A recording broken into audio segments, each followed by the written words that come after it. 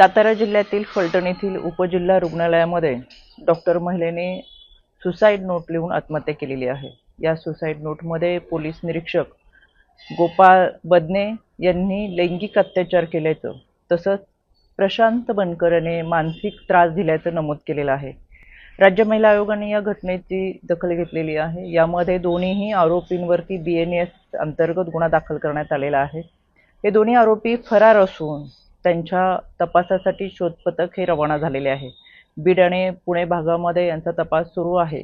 त्याचबरोबर संबंधित डॉक्टरांनी यापूर्वी देखील आपल्यावर अशा पद्धतीने लैंगिक अत्याचार किंवा मानसिक त्रास दिला आहे म्हणून काही तक्रार दाखल केलेली आहे का, आणि ही तक्रार दाखल जर केली असेल तर त्यांना मदत का मिळाली नाही याची सुद्धा चौकशी व्हावी असं राज्य महिला आयोगाने पोलीस अधीक्षक सातारा यांना सूचना केलेल्या आहेत।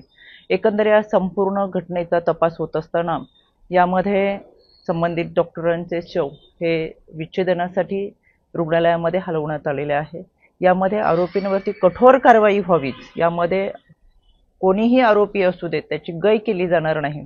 त्याच पद्धतीने अशा पद्धतीच्या घटना खऱ्या अर्थाने समाजामध्ये घडूच नाही यासाठीचा प्रयत्न हा पोलिसांचा असतो।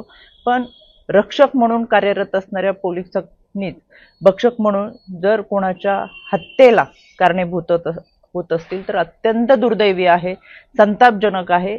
या आरोपींवरती कठोर कारवाई ही होईलच, यासाठी राज्य महिला आयोग पाठपुरावा करेल।